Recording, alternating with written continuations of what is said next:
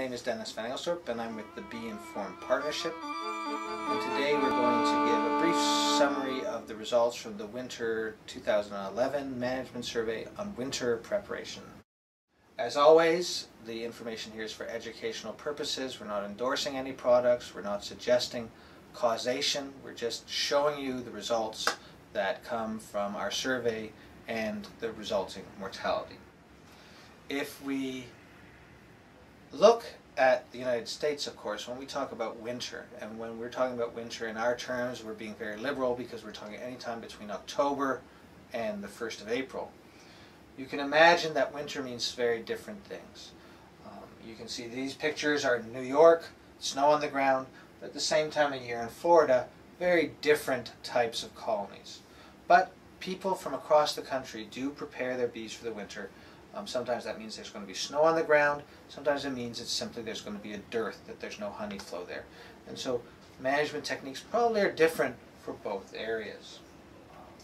However, when we clump everyone together, people in the south or the north, what we can see is that 83% of our respondents did something in order to prepare their colonies for winter. However, there was no statistical difference between those who didn't prepare and those who did. When we break this down by region, what you can see is that all the beekeepers who were migratory beekeepers, in fact, did do something to prepare their colonies for the winter. In northern states, however, there was a numerical difference in terms of survivorship, but it wasn't statistical.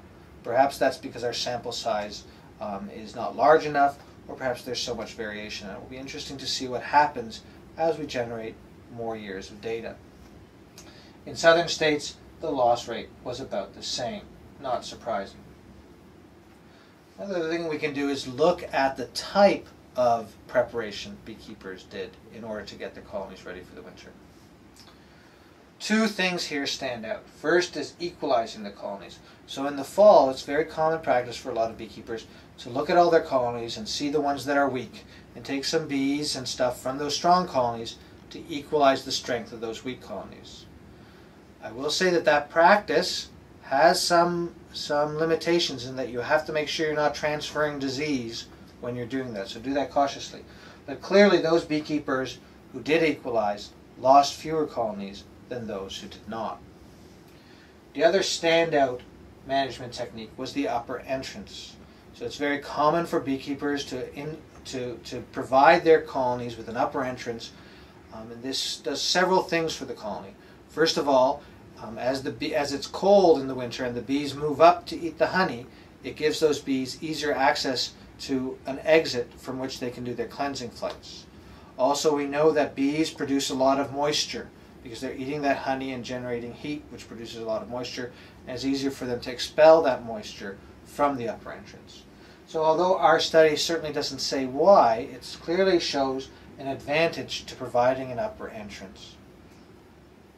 So if I was a beekeeper and I was getting ready for my bees for the winter, the two things that this suggests I should do is equalize colony strength among all my colonies and provide my bees with an upper entrance. So that brief summary concludes our winter management and preparation section of our survey.